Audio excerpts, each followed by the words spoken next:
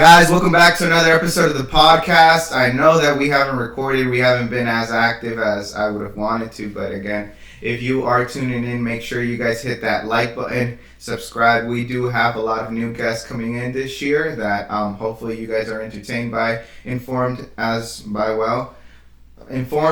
by as well. So today's kind of like a nostalgic feeling because we're going to start off with a boom.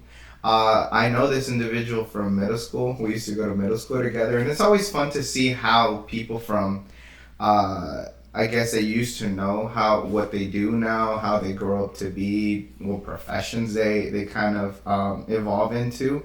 And today we'll try to learn a little bit about the journey of this individual and kind of talk about how or what example she was kind of inspired by to become who she is today. Danielle Miller Esquire, I think it is, right? Like what is it? What is the title? Yes, it's Danielle Miller Esquire. What does the Esquire mean? The Esquire is just another name, basically, just as an attorney. Is it like sir, like madam, like sir, like? Kind of like, I would probably say, like, you know how like when people have their doctors, they have the doctors, I'm the Esquire. So basically how it works is once you graduate from law school, it's Danielle Miller JD, Juris Doctor. Juris Doctor. Yeah, so that's what my law degree. My law degree is a Juris Doctor degree. Okay. And then once you pass the bar, then you're officially an Esquire, which means that you can practice law. Okay. Yeah. So you're an officially licensed attorney. So Esquire essentially means that you have your license and you can practice law. And obviously, like North Carolina and South Carolina are very different. I've had individuals here that have practiced law in North Carolina. Mm-hmm. The South Carolina bar, how different would you say it is in North Carolina? So actually, it's not very different. So as of like a couple of years ago, a couple of years back, each state had their like own bar, like just. Everything was like completely different. But now, as of like a couple years ago, we have this thing called the Uniform Bar Examination that most states follow, besides like a couple that are outliers like Georgia and California. They still have their own bar. Okay. But so the Uniform Bar Exam basically is we all essentially take the same exam, and each state has a different score requirement that you have to meet to be able to be licensed in their state. So South Carolina, you have to have a 266. North Carolina, you have to have a 270. And so once you get your score back, you can get your license in whatever state you have a high enough score for. Okay. The only difference is that's a little bit different from state to state is that they have their own like performance tests that are just geared specifically towards that state, and that's a smaller percentage than besides the Uniform Bar Examination. But is that another test, or is that integrated within the test? It's all, so there's like 3 parts that you take. You take on the bar exam. On the bar exam, yeah. The bar exam is a beast. Is it 3 different times? You said like it's 3. Oh, so it's all at the same time. So basically, how the bar exam is set up is you take it for 2 days, from basically 9 to 5. And it's usually on a Thursday and a Friday. When I did it for this past July, it was on a Thursday and a Friday. Mm-hmm. And you start at 9 and you usually end about 5 unless you finish early. 9 a.m. to 5 p.m.? Yes. The whole time you get a 1 hour lunch break. Okay. So basically, I'm just going to walk you through what it's like. So the first day you do your essay portions, which is like you have about 6 essays. You don't know what it's going to be on. It could vary between like 12 topics, and you do those 6 essays, and then you do something that's called a multi-performance test, which is the MPT, which most law students know it as the MPT, and that is kind of geared towards the state. The lawyers in the state write the MPT. Okay. And so you do that. So you do the 6 essays. That could be from any of those 12 subjects that you studied while you were in law school. And then you do the MPT. That's day 1. Day 2, you do the multi-performance test, which is, not the multi-performance test, you do the MBE, which is basically a whole bunch of multiple choice questions. I think it's 200 questions. Wow. And you have, I think, 3 hours to complete the first 100 and then 3 hours to complete the second 100. And that is day 2, and then it's over, and then you play the waiting game. But I'm just curious to know then how they would weigh the score on essays. Like, do they are the essays structured to where you have to argue the case and kind of do some litigation for your argument? So basically, how the 6 essays that are from the 12 topics, how they're set up, it's basically like they give you a scenario and you issue spot. Issue spot. You, what does that mean? you find issues. So in law school, we learn different terms and different things. And so what they'll do in the essays, and even when we take our law school exams, because we have those at the end of the semester to complete the class, like our final exam. It's kind of like a mock bar, or it's just like a final test. Okay. But the thing about law school is you have, for most classes, you only have one chance to get it right, and that's the final exam that you take at the end of the semester for that one class. What does that mean? So, like, you get like a low grade that just sticks. You can't. If you get a low grade, you have to. You keep that grade essentially, and if it's lower than a certain percentage, then you may have to retake the class. Wow. Yeah. How long does that would that back you up? I'm not sure. Fortunately, I've never had to do that. Okay. But they do have. It depends on the law school. My law school that I went to was really good about just trying to help students, because they do understand that you only get one chance for most of the classes. I mean, besides you might have like a 10% of your overall grade that goes to attendance, but that 90% is going to that final exam that you take at the end of the semester, encompassing all the information that you've learned. I've heard that it's kind of like a process of elimination then going through law school. Was it kind of like the same experience? Like that's what I've heard with corporate law. Yeah. You manage what type of law? I do family law primarily. Yeah, I do family law. Domestic cases and different things like that. So basically, when you come into law school, the first day on your orientation, they give you the speech that what I've heard is that most law school presidents give their or deans give their students when they're first coming in. They like look to your left, look to your right. Like, okay, one of y'all are not going to be here by the end of graduation. And so it's intimidating. It's intimidating. I'm not gonna lie. After my first day, I was like, "Oh my God, what in the heck did I sign up for?" Okay. And it is a strenuous process. However, I will say, just about everybody that I started with, I finished with. Wow. So even though they try to do that kind of, I don't know if it's like a scare tactic or just to kind of get you in the mindset to go ahead and just know that this is not a game and be very serious. Yeah. Everybody that I kind of started with, I finished with. Besides just a couple, and that wasn't just because of grades. It was just different reasons. Life happens. So yeah. So the first day of school, I mean, pretty sure you were intimidated. When did it start kind of picking up for you to where like, okay, it's kind of like a harsh reality, or they kind of try to scare you at first, but then you actually face it. Like, at what point were you kind of like, man, why am I doing this and why should I continue? Yeah. So I was very intimidated. So I was very intimidated coming in because I'm this little girl from Indiana, South Carolina. And I did well in undergrad. Like, I did well. So I knew I was smart. I didn't know if I was smart enough to get into the law school that I attended. So explain to me that process, because I always get confused. Yeah. First, you have to go through an undergrad. Yeah. So you have to have your bachelor's. You have to have a 4-year degree.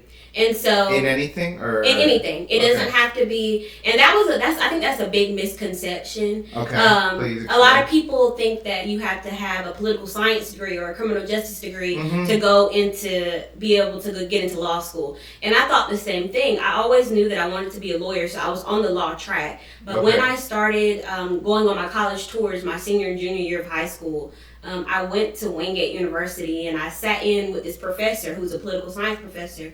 And he was like, a lot of you guys probably want to go to law school because that's usually what you get a political science degree for. He was like, but just know you don't have to have a political science degree. You can get a degree in whatever and still get into law school. Really? Yeah. And so I was like, okay. I was like, this is what I'm going to do. I was like, I'm going to do something completely different for my bachelor's degree, just in case I don't like law school. That's good. And so, you know That's what? good. I have a plan A and a plan B. And so I originally started off at College of Charleston, my first year. Mm-hmm. I went there for a year, did public health, didn't really like College of Charleston too much. I loved it as a city to visit, but not really too much as to go to school. Okay. The cost of living, everything's expensive down there. The school wasn't like what, like, was it like the community? Was it teachers? I mean, the professors were great. Okay. It was really more of a diversity issue. Okay. College of Charleston is in downtown Charleston, Mm-hmm. and it's a liberal arts school.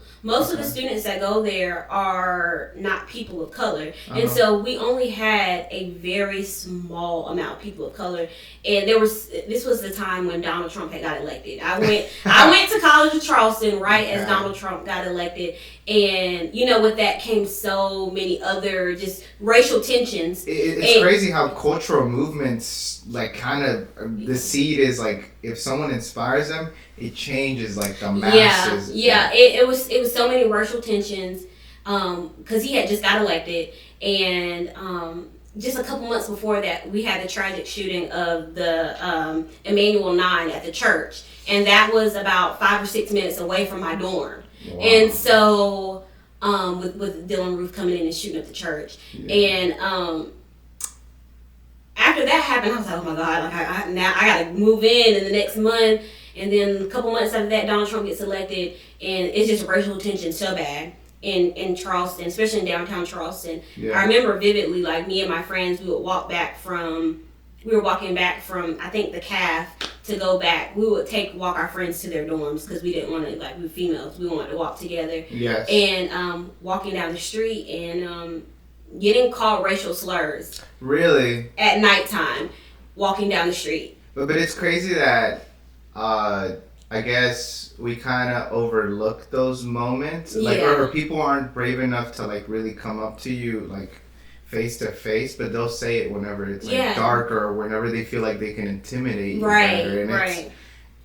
I mean, unless someone tells their side of the story, no one ever imagines that that's how it is. Yeah, and it was like, I'm a true believer. Like, I try to see the good in everybody, and a lot of my friends and family, they're like, that's a pro and a con for you, because sometimes it kind of like is at a disadvantage because you kind of let people, like, take over and just kind of like not treat you right all the time. But it was a big culture shock when I went down there, and after just a couple of encounters, and then just like I said, it wasn't just that. It was the cost of living. Housing is not guaranteed after your first year, and Charleston is expensive. It's really nice, but it's really expensive, especially downtown Charleston, where the school is located. And so I decided to transfer to USC. Went to USC in 2017 and loved it. It was a great experience. A lot more diverse than College of Charleston, of course. And I continued with the public health track. Did really good. I graduated with a 3.9 GPA. Magna cum laude. So that was a big accomplishment for me. And I knew I was going to law school. I actually graduated a semester earlier. I graduated in December of 2019. And I knew I wanted to go to law school, but I just went into working. I actually worked a full-time job while I was studying for the LSAT. Okay. Yeah. So you got your undergrad in, like, social work, right? In public health. In public health. So then how do you kind of prepare for, is it called graduate school or law school? Law school? Yeah. How do you prepare, and how was like that mindset? Like, were you still, like, you obviously have a degree, like, you didn't look for, like, a job that would that degree would support? Yeah. So I looked in. I'm the type of person, I don't just have one plan. I have to have two plans. I have to have my primary plan, my secondary plan. So I have to have an A and a B. And so I actually, when I got my public health degree, I did kind of research what I could do with it, just in case I didn't want to go the law school route. Like, if something like, okay, maybe when I graduate, I don't want to do this. Well, what would have not made you want to go to law school? Because it's hard, because you think you can't do it? What was it? I think just the intimidation factor of, what if I don't get a good enough score to get in, and I have to keep retaking the LSAT? And that was the like, okay, like this is just kind of like a one and done. And my situation was a little bit different, and I'm explaining to you why. So I researched other jobs that I could use with my degree, but I knew I wanted to go to law school. That's just what I had my headset on. And so basically what the studying process was like for that, my senior year, I believe, or my junior year, the end of my junior year of college, of undergrad, I ordered a book off of Kaplan to go ahead and start studying for the LSAT, which is the law school admission test. Okay. And so I started studying for that about my junior year of undergrad, just going through like logic games. I would do so many questions a day. What? So you build up study habits to kind of like go through that book? Yes. So basically, I would be like, I would have a schedule. I'd be like, I'm gonna do 30 questions a night, or 30 questions every other night. Wow. Okay. And so, just to kind of get myself mentally prepared to take this test. Okay. So, of course, when I get ready to take the test, I'm working a full-time job. I'm doing property management in Columbia. Yeah. And I'm still studying for the LSAT. And Question: does that book that you ordered, is it kind of like a mock LSAT, or does it teach you habits of how to answer questions? Because tests, I have seen that like state tests, board tests are very weird. Like they're not gonna. It's more about how they ask the question than what really the answer is. It's like, so what is like that book like? Yeah, so the book that I used was with Kaplan. And it's preparing you how to answer the questions and preparing you for the questions on the LSAT. And some of the portions of the book, it does have like mock exams, and the website actually they have a website for the LSAT, or when you get ready to prepare, where they have prior tests that you can look at and kind of use those as practice tests. And so I went through those questions as well. And a part of it is like writing. Oh, there's a writing portion. There's a logic games portion, which was really interesting because it's a lot. There's always like a good answer, but there's a better one. And that's what I'm saying. And it's like it has to be the better. It has to be the better answer, and that is, I mean, it's logic, literally. Like it's a lot of critical thinking, and when I got ready to take the LSAT exam to get into law school, I signed up. COVID hit, and so interesting. Okay. So COVID hit. I was supposed to take it in March of 2020. Okay, yeah, I read about that. And COVID hit. So we were talking about when you were gonna take the exam, and then COVID hit. You said it was like March, February 2020 when it went kind of like a viral crazy, you know? Yeah. So I signed up to take the LSAT in March, and to take it in March, and I was preparing for it, and I was like, okay, I'm ready, at least I thought I was getting prepared to take it in March, and then I get an email, and they're like, well, since the coronavirus has broken out, we are going to push back the LSAT test. And because so essentially how it's set up, or how it was set up prior to COVID hitting, is that you went into a testing center and you took the LSAT on a computer.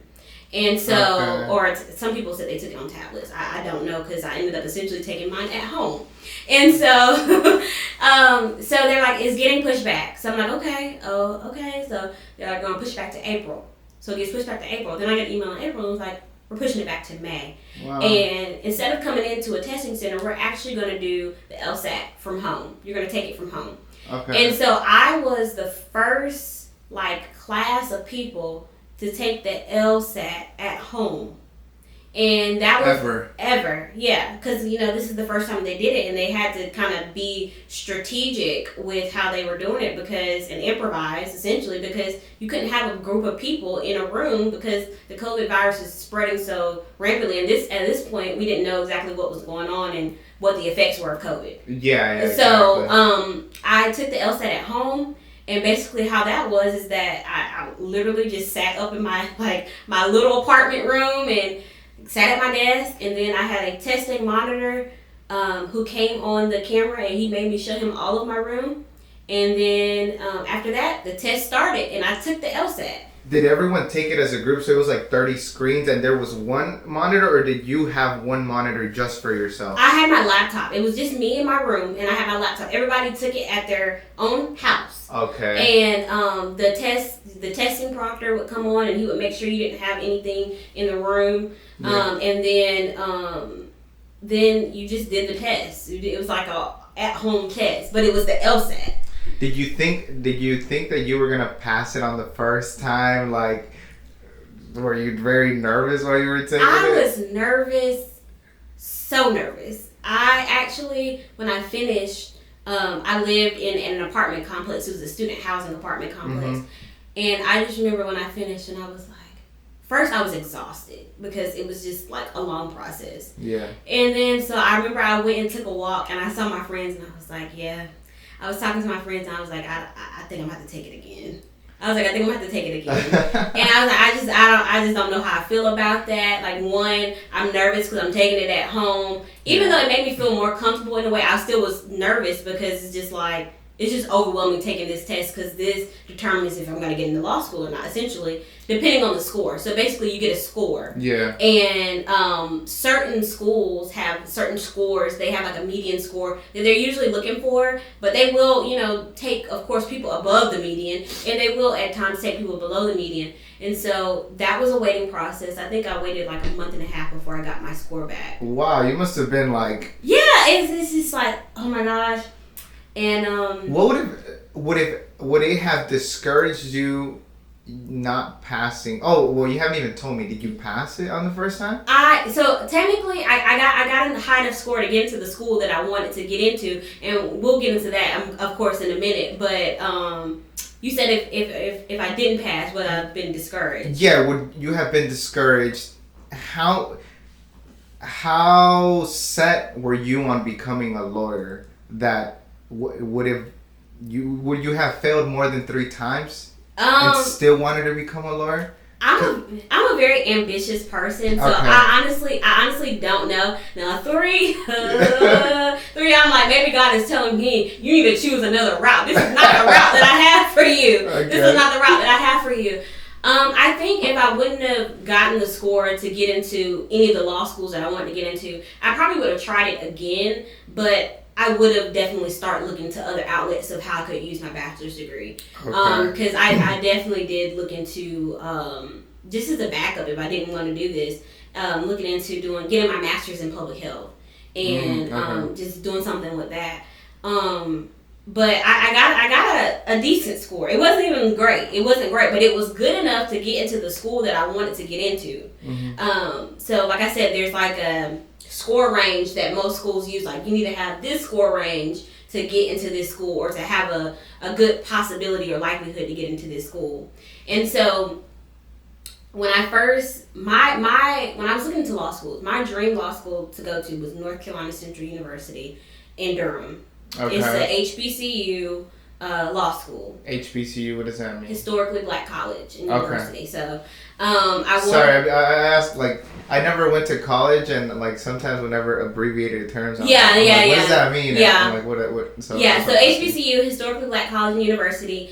I was like, I went to a PWI, and predominantly white institution. Okay. And I went to a PWI in undergrad. So I was like, you know what, I want to go to an HBCU, and I really heard a lot of great things about North Carolina Central University Law School. I heard that they produce some of the top African American female lawyers. So I was like, that's where I want to go.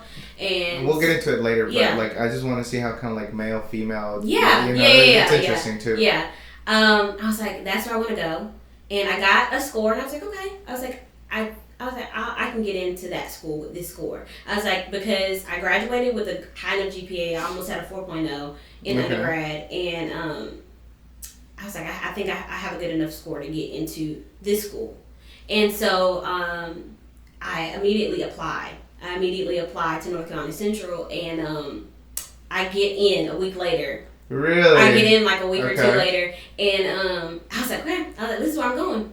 I paid my seat deposit and everything, and I was like, yeah, that's where I'm going. And then I was working when I was doing property management while I was still like waiting for my LSAT scores to come back. Yeah. I was working under a lady, and she was like, she was older than me, and she was like, she wanted to go back to law school, and she was like, you know what, let's go together. And I was like, okay. And she was like, you need to try to go to USC School of Law. Like, did you try to like apply there? And I'm like, no. I was like, I'm not gonna get in. I don't think I'm gonna get in. I don't think I have a high enough score. I don't think I'm gonna get in. So USC was the other option? I thought you really wanted to go to. I really wanted to go to North Carolina, and this is where we'll get to that. Okay. How I ended up switching my mind or changing my mind. So because you even paid the seat. I paid the seat deposit. Yeah, I paid the seat deposit. I was looking for apartments. I was asking people that I knew in the Durham area, like, for recommendations of where to live. I was dead set on going to North Carolina Central. It's crazy how one conversation can.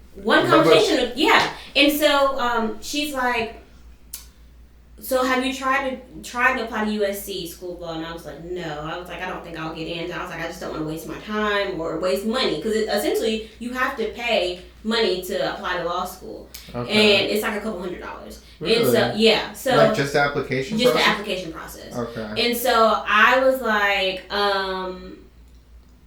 nah. And she was like, I'm gonna call the admissions office and see if they're. And I didn't think they were still taking applications either, because a lot of law schools, they have a deadline that you have to have your application in by, and then some schools they'll do rolling applications after, but there's not a high likelihood like you do if you meet the deadline that you may get in. Yeah. So I was like, they're not taking applications anymore, so I'm not gonna get in. I don't even think I got a high enough score. And she calls the admissions office, and she was like, I just want to know if you guys are still taking applications. And she was like, the lady was like, we're actually taking rolling applications, so you can apply. So I encourage you to apply. Wow, you took the hardest. That was like the hardest time to apply. Yeah. And she was like, and so my boss, she was like, go. And so I called my mom when I get home from work, and I was like, so my boss called USC School of Law, and they're still taking applications. I was like, should I apply? Yeah. And my mom was like, yes. My mom is a USC alumni. So, okay. She was like, yes, apply. And of course, she wanted me to stay close to home as possible. And so I was like, okay, I'm going to apply. And so I applied. I was like, I still don't know if I'm going to get in, but I was like, I'm going to put everything into this application and just do it. I did it. Literally a week later, I was taking my grandmother to a doctor's appointment. I didn't think I was getting into USC. I was taking my grandmother to a doctor's appointment. I just happened to check my email on the way out of the doctor's office, and it said, Dear Miss Miller, congratulations, you have been accepted to the da-da-da class of University of South Carolina School of Law. And I literally screamed. I literally vividly, I screamed in the parking lot, and I'm driving my grandma back home from a doctor's appointment, and literally tears are going down my face because I didn't think I was getting in. You were ecstatic. I was ecstatic and like in shock, really, in shock. Tears rolling down my face. I'm driving. I'm like, oh my God, I got into this school I didn't think I was going to get into.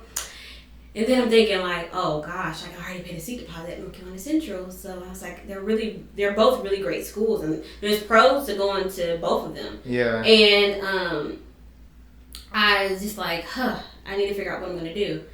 I also ended up applying to Elon in North Carolina. Okay. Elon University, Elon Law School. I did the application for that, and I got an interview process, but between those three, I just went back home one day and I just wrote out the pros and the cons. Like, what is the pros and the cons of me going to this law school? And I had to really take into consideration finances, because North Carolina Central is technically an out-of-state school for me, because I lived in South Carolina. Even though, Indian, we basically live on the North Carolina-South Carolina border, basically. But you were just off by a little bit? Just by a little bit. Okay. Just by a little bit, but it's still doing out-of-state tuition. Yeah. And so that was the overall determining factor of me going to University of South Carolina or North Carolina Central.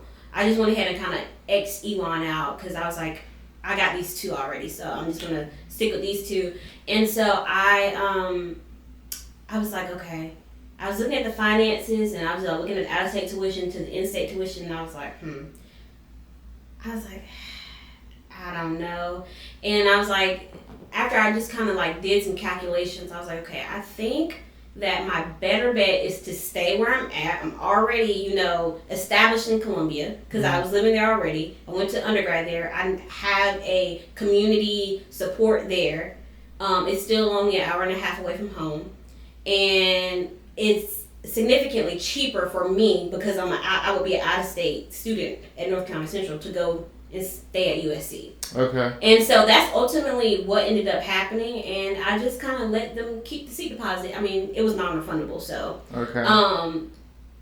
I ended up going to USC, and that's how I got to USC. And your boss ended up going with you then? she ended up taking the LSAT, and she got a good enough score to get in. She just ended up, she was like an older lady, not a lot older, and was already had a career doing property management, different things. So I think, and she had kids too that were still in school, and so I think that's something that she just decided that she would just kind of put off on the back burner. But she did do it. She studied for the LSAT. She took the LSAT. She got a good enough score, pretty decent score, and that's just something that I guess she decided ultimately to put on the back burner. But just the fact, I guess, of knowing that she could do it. Yeah. And and then once I found out I got in, and I decided I was going to go to University of South Carolina, I was like, dang, how am I going to pay for this? Yeah, that's the dilemma I guess everyone has. Yeah. But I would say that, or I guess in my experience, it's like Latinos, like as a Latino, yeah, we don't know where the heck we're gonna get funding from, or we don't even know where to start. Yeah. Where did you kind of start looking for funding? For funding? Yeah, so is it different for law students? Yeah, it's different from law school from undergrad. So undergrad, there's a lot more opportunity to get scholarships. Okay. There's a lot more opportunity to get outside scholarships. Scholarships they have scholarships for everything. Mm-hmm. Scholarships for being a person of color, scholarships for being left-handed, scholarships from different organizations that you get coming out of high school that, will give you scholarships to go to college. When you get into graduate school, it's completely different for the most part, especially for law school. Because you're specializing. Well, most of the scholarships you're going to get are going to come from in-house, from the law school. There's not a lot of scholarships that you will get, like outside scholarships that you would get coming into law school. Most of the scholarships you're going to get are going to be offered by the law school that you're going to, for the most part. Okay. And so that definitely was the thing, because I came from a barely middle class home, so I knew it wasn't like mom and dad were going to be able to fund my law school because they couldn't fund my undergrad experience. I ultimately had to take out student loans, and I got a good amount of scholarships to kind of like weigh it out. So I was like, dang, how am I going to pay for this? So I called, I called University of South Carolina School of Law. And I was like, hey, I was just wondering. I got accepted in June, which was super late. And I was like, do y'all have any more money? Like, any more scholarship opportunities? Yeah. And they were like, unfortunately, like, it's so late in the process. Like, most of the scholarships, they've already been distributed out. And I was like, okay. I was like, okay. I was like, I'll just have to, figure out what else I'm going to do. However, a week or two later, I get an email from the University of South Carolina saying, congratulations, you have been offered this scholarship. And I'm going to tell you how everything comes full circle. So I ended up getting a scholarship, I think for a $12,000 scholarship ultimately. So it was $4,000 for each year that I was in law school. And that seemed like a little bit amount of money, but I was just grateful. Because I didn't think I was getting anything after I had heard, I knew I had applied super late, so I didn't know if I was going to get anything, and I was okay with that. I made peace with that. Yeah. But I got an email saying that I had been offered a scholarship, but I guess because of my prior academics and just, I guess, my application. And I was like, wow. And the scholarship that I ended up getting was the Matthew J. Perry scholarship. And I'll tell you how that ended up becoming full circle in a minute. But the Matthew J. Perry scholarship. Okay. Yeah. So I ended up getting that scholarship, and I ultimately ended up taking out what they call a grad student loan, which most grad students end up taking out, a graduate student or professional graduate student, such as a medical student or a law student. I ended up taking out those grad student loans, and basically that process is you just go to financial student aid and you go on and try to apply for a grad student loan. Okay. And you just put about how much money you're going to need. And so basically what I did is I sat down and calculated what my tuition was going to be, and then how much it was going to cost for me to have an apartment, because obviously they don't, well, not obviously, let me tell you this, they don't recommend, it's highly recommended that you don't work your first year of law school, because you're literally starting out, you don't know what it is, you need to get acclimated with the process before you try to work and do this, because it's such a overwhelming process starting out. And so I knew I wasn't going to be able to work, so I had to consider that when I was taking out my loan. I had to consider my tuition, my books, livelihood, to be able to just for groceries and gas, and my apartment fee. So I ended up taking out a student loan, a grad student loan. I got approved for that, and that scholarship is what carried me through law school. I'm curious. So then you asked for like a pretty good amount of money. Like, you have to stay on budget, right? Like, you're like a starving artist. Yes. So basically what I did is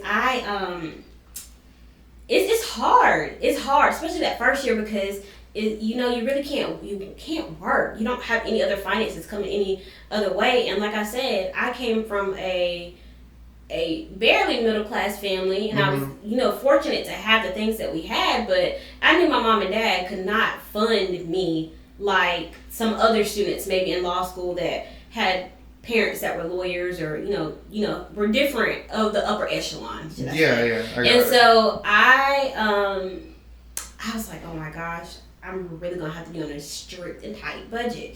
And so I made sure I got enough money, or requested enough money for my grad loan to be able to live, I guess, comfortably as much as I could, and to be able to take care of my finances and everything like that. But yeah, I definitely was on a strict budget. I basically put all my money in a savings account, and I would divvy it out each month about how much I could use. So this month, I'm going to use $100 for gas. That's my budget. And this is my food budget is like $150 for the month. So I had to be very strict and strategic about how I was spending money, because after, of course, when your loan gets dispersed, they pay your tuition for the semester, so that automatically gets paid.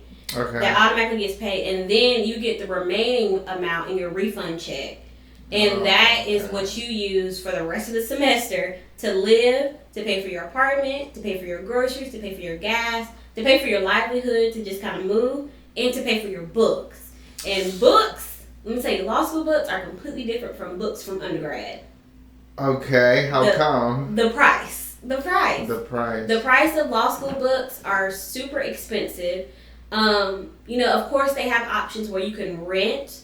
You can, I would recommend for anybody that's thinking about going to law school to, if you know of other law students that have taken classes, to ask a law student first that has taken the class already if they would be willing to sell the book to you. But I would imagine they update as well, right? They do update, and so that's another downfall.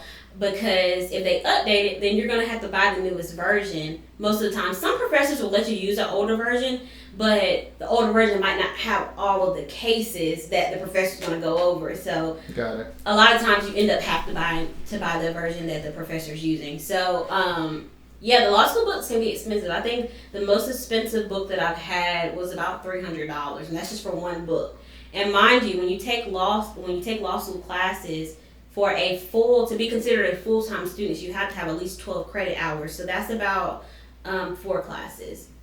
Question. So since you knew you were gonna be do as a law student, and now that you're gonna do your graduate program, if you're gonna do corporate law, or if you're gonna do family law, or if you're gonna do whatever type of law, is that where you kind of start getting the books that are going to take you down that road, or is it like a general overview of what you have to do your first year? Yeah, so your first year, everybody starts out taking the same classes. Okay. So it's like, I forgot what they call them, but it's like your basic classes. These are your basic classes that every law student has to take, and that's your contracts, tort, criminal law.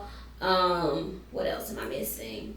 What is it? Legal writing, and a couple other classes. So those are the basic classes that everybody has to take. Property, and everybody takes the same classes your first year of law school. Everybody takes the same classes, and those are just the foundational classes that you have to be a lawyer, basically. Yeah. And so you take those. Then when you progress into your second and third year, that's when you start to be able to select your own classes, and you're able to kind of have a little bit more autonomy of choosing the classes that you would like, depending upon the route of whatever type of law you think you want to go on.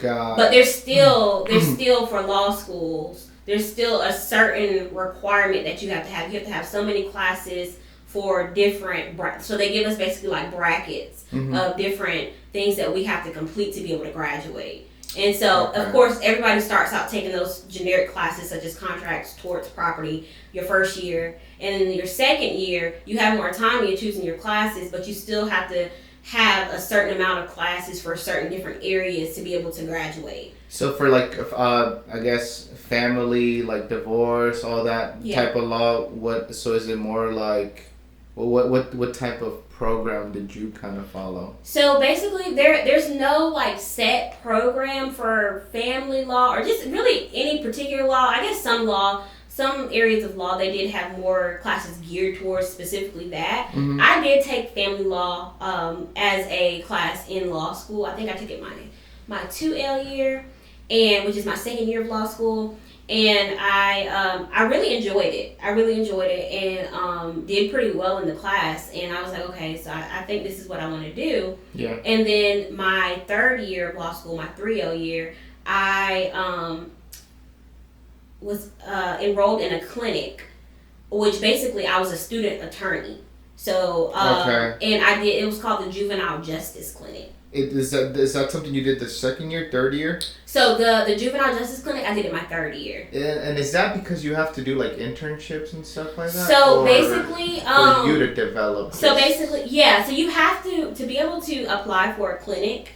You have to have a certain amount of classes that you've already taken to be able to prerequisites before you can be able to apply for a clinic. And I applied for the Juvenile Justice Clinic because I was really interested in family law, but primarily interested in juveniles. Just because there's so much going on with the youth. And, the 13 to 18 is like a very critical age, I think. Would you say that's kind of like something that you inspire to change down the road? Yeah, I definitely do. So right now, while I'm primarily focusing on family law, sometimes you will be able to have a couple juvenile cases, but not as much. Yeah. But that is something that is near and dear to my heart, to work with juveniles, and especially after I've had the experience to be able to do it. My last year of law school, I really, really enjoyed it. I was a student attorney for a juvenile that was actually I guess I don't know if you want to say incarcerated, but he was detentioned at the Department of Juvenile Justice, DJJ. I don't know if you've heard of that, but that's where juveniles that are not at the age of 18 they go when they have gotten in trouble severely. Is it like felony type cases? It can be. And I got to work with this one individual along with one of my classmates who was like my co-counsel, my co-attorney. So we worked together on the case, and it was just a eye-opening experience. Tell me, how come? It was an eye-opening experience because one, you don't realize until you see other people living in different ways and from their perspective how grateful and how good you have it. And so just being able to work with that individual was just very eye-opening to me, and just seeing how people come from different backgrounds. Everybody doesn't when we went to school, we went to a school in a predominantly white area, so we had a I don't want to say like a better footing, but we had more opportunities just because we were in that area. Yeah, and I mean, obviously within the school there was classes, like you could see it clear, like you could see the because I think even who was under Trump's cabinet, and I think his kid also went to that school. It was like Mulvaney or something. Mulvaney, yeah. Yeah, I was like, in school, I don't know about you, but those names are kind of intimidating. But obviously, we are in the conditions that we can develop at least, you know. Like we're not in the worst conditions, but I think that having those people around me made me feel like, oh, well, maybe, you know, I do have the same opportunity. I do, but obviously it's not like that for everyone. Yeah. So, like, going on to what you were saying, then, did you guys end up going on his favor, or did it end up? It ended really well. Okay. It ended really well. He ended up getting out. So and you guys did that. We did that. Yeah. Well, I will say the individual that we were working with, he was a remarkable young man. So okay. So sometimes it takes the effort of the individual too to yeah. Of course to get out of the program. Yeah, for sure. It definitely takes it. It's not. It can't just be the attorneys and, you know, even your parents. They have to want to do it for themselves. And I mean, this individual, he was just so intelligent, and I think he just needed the extra push a little bit to just like, hey, like, you have every opportunity. You are so intelligent, like so intelligent. You just have to apply yourself. And I've always thought, or I've always seen that an example has power. Mm-hmm. I think whenever you see an African American female lawyer, an African American male lawyer, whenever you see a Latino lawyer, whenever you see an Indian lawyer, I think that really is a silent statement that impacts individuals. Now, was this individual African American? Was he white? He was a person of color, and so he and I think that like you said, representation is everything. I think representation is everything, and so seeing somebody that looks like you on the other side of the table, it just goes to show that there's no limit. There's no limit to what you can do. And that's why, like, I wanted to bring you on the podcast, because I guess, like, not only because you're a woman of color and you're a lawyer now, but because you're also, like, someone I knew. I'm like, like, someone I knew in middle school. We go way back. Yeah, like, someone I knew in middle school. And for me, even for me, like, we might not be the same color, but for me, it's inspiring to see people that I used to know. Yeah. Leaps and bounds that I maybe never be able to achieve myself, but I'm happy for the people that did it. And, like, just hearing your whole journey, I'm like, man, this is tense. Like, and we haven't even gotten to the bar exam. It's crazy how I guess how inspiring your story can be, and thank you for sharing it. Yeah. So going back to that, you guys went back in his favor. Like, is there a certain amount of hours that you have to do that? Like, is that something that you did because you had to or because you wanted to? So as a student in the clinic, we had to have so many hours, but we were assigned cases, and that was the case that I was assigned. And I tell you, like, that's something that I will never forget. Like, that's an experience that I will never forget. And like, you're literally a student attorney. Of course, I was practicing. I didn't have a license. I wasn't a licensed attorney. I was still a law student, but I was practicing under my professor's license as a student attorney. And she was a great professor. I still love her to this day. And it was a great experience. But yes, you have to have so many hours in the clinic, and then most of us, at least like as pairs, we have one case for the semester.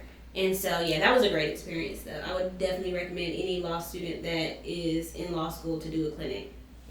Okay. But you didn't have to do it then? You didn't have to do a clinic. Yeah, you didn't have to do a clinic. That's definitely an option. And then I know some people, when they see, like, clinics are intense. It does require a lot from you, because you literally have somebody's livelihood, somebody's kind of fate in your hand, because you are their attorney. I mean, you're a student attorney, but you're their attorney. Yeah. And so you have to do the phone calls, you have to do the visits, like, you know. You're literally, so on top of doing that, besides your other classes that you have, Yeah. so it is a lot. So sometimes people can be kind of deterred away from doing that because it's a lot of responsibility and it is a lot of time. Yeah. So you really have to want to do it, but it's a great experience overall. I mean, it's something that I would do over and over again if I had the opportunity. But again, I think it just goes to show how much you can learn. Like, Yeah. it's not something that is required, but it can help you down the road. Yeah. So okay, so you were saying that it was not required for you to do that program, but I'm glad then you kind of did it because it did change your experience. Yeah, it really did. But moving forward, then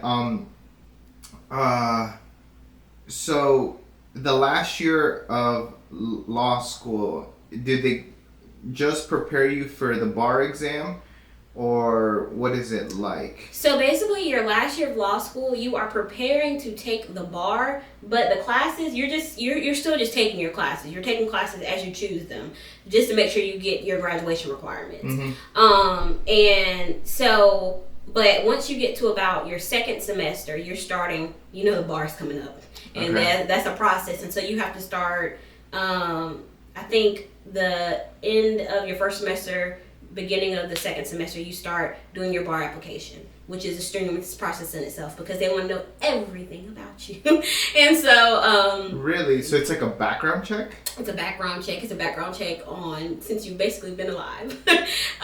So yeah, it's a very detailed and thorough application, and you have to have letters of recommendation and things like that. Mm-hmm. And you pay a fee to take the bar, mm-hmm. to submit your bar application. And you do that in about January, and then I think about March or April they'll let you know if you've been approved to sit for the bar because they have to go through your information and all that stuff to make sure everything is approved. Yeah. And then the bar is in July. So there's 2 times that they hold the bar. Either they have it in July and they have it in February. Mm-hmm. So I took the July bar because I was going to take it, of course, as most law students do as soon as they come out of school. And I tell you, I wouldn't wish that on my worst enemy. The bar exam? the bar exam and the bar study, the process. It's a lot because another thing, I had to take out another loan because the bar is expensive. There's so much money that you have to pay to apply for the bar. And then there are bar study programs that you have to use, or it's highly recommended that you use. How expensive are the study programs? Yeah. So I think mine was about $2,000. Wow. Yeah. And it's an online program. I mean, they're great programs, don't get me wrong. Yeah. But they're expensive. And basically how it's set up, it has like your whole day detailed for you of, okay, you need to do this, you have this, you have this, you have this, you have this, and it just clicks off as you do them. And so I was sitting through lectures, I was doing essays every day, doing multiple choice questions every day, literally prepping for the bar. I treated it like a job. I graduated May 5th. I gave myself 1 week to kind of get all my congratulations and happy and I finally did it, got through law school, and then it was game time. Like you didn't spend any time then celebrating? No, not really. I had a graduation party, and then I gave myself a week off to just kind of get my mind right, have fun, and prepare. And literally after that week, I started studying for the bar, and it was like a full-time job. I studied from 9 a.m. some nights till 10 p.m. And I would take maybe like a 1-hour lunch break. But yeah, it's very intense. I think you start to learn a lot about yourself studying because you're locked away mostly by yourself studying. So you really get to know yourself a lot because you literally are in the house. I was locked in the house. My friends and family, they make jokes about it all the time. They're like, yeah, like you literally locked yourself in the house the whole summer. And I did. I did do a program that I was offered to do as a pilot program that the law school that was offering to be able to take this bar study class, an in-person class in addition to the program that I was using. And you took it up? I did take that up, and it was like I think a 10-week program.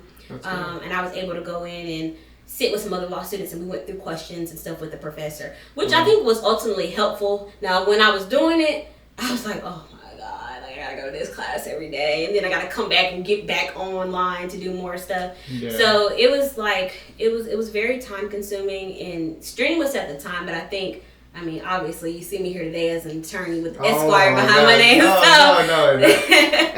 And we went through your journey, and we went through kind of the like very minimal things. I think that you went through. I'm pretty sure that a lot of the things that you have said today can relate to a lot of the individuals, or will relate to the individuals that will listen to this. Yeah. And I think at the end of the day, like, it's so powerful to see you here now, like, explain your journey, and like, because like I would say that you probably even impressed yourself, like at many checkpoints through your own story. I'm definitely impressed because, again, it's like,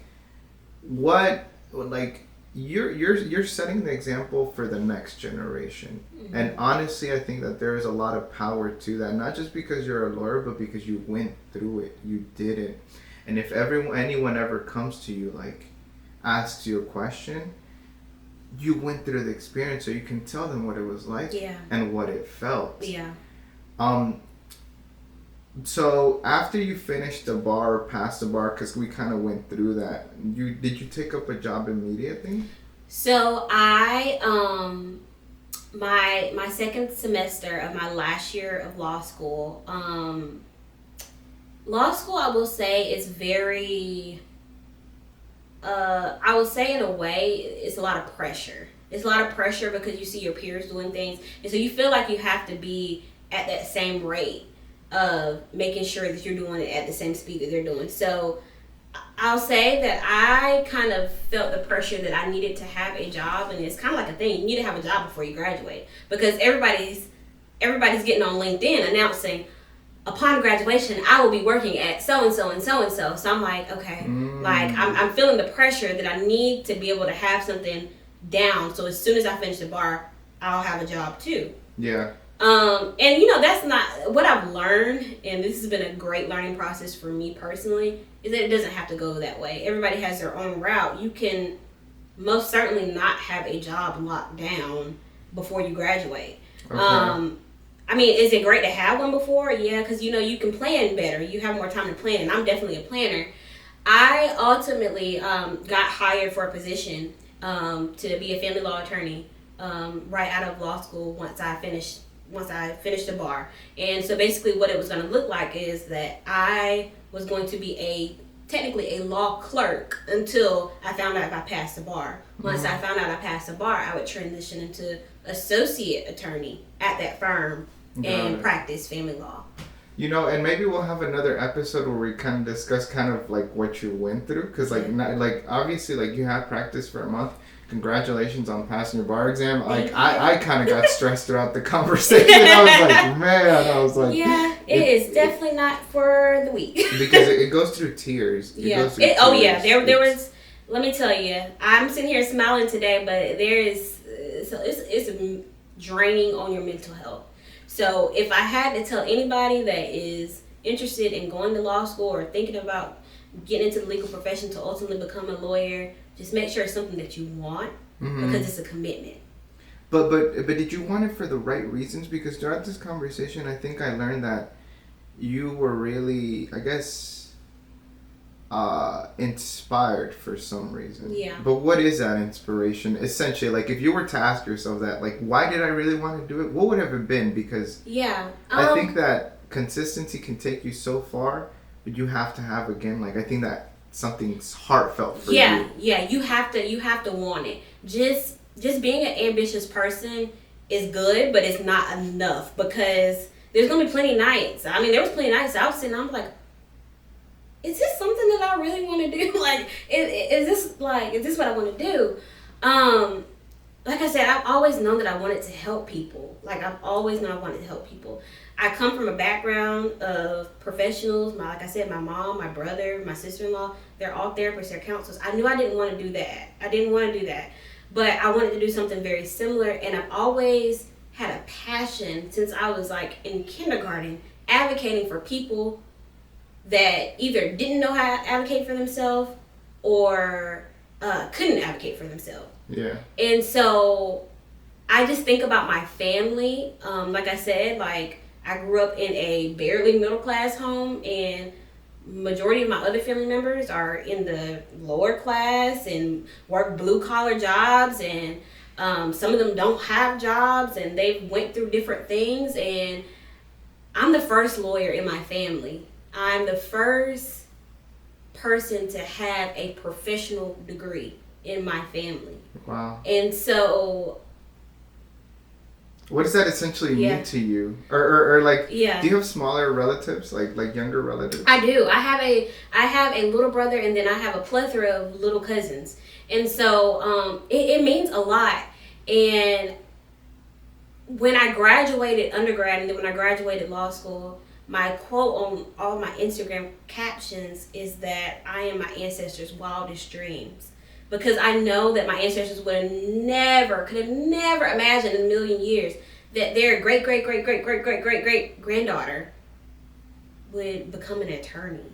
And it's crazy. Like, people say it, but sometimes I just see it and I'm just like, dang, I'm really an attorney. Like, I'm really the first attorney in my family. I'm the first African American attorney for a lot of people that I know. I'm the first woman attorney for a lot of people that I know. And so, one thing that I'll say is that I had my law school, we had a really big law school graduation party for me. Because this was, like I said, this wasn't just for me, this was for my family. Yeah. That's why I tell this was for your generation. This was for my generation, this was for my family, this was for my future family, future kids, all that good stuff. And so I was just like, sitting there, everybody was giving me speeches. And my little cousin, I think she was 15 at the time, she gets up and she says, "You inspire me." She was like, "And I look up to you." And she was like, "And when I don't feel like doing my homework and stuff in school," she's like, "I think about you, and you missed the Beyonce concert in undergrad to study." And she was like, and so when I think about giving up or I don't want to do something, she was like, "I think about you."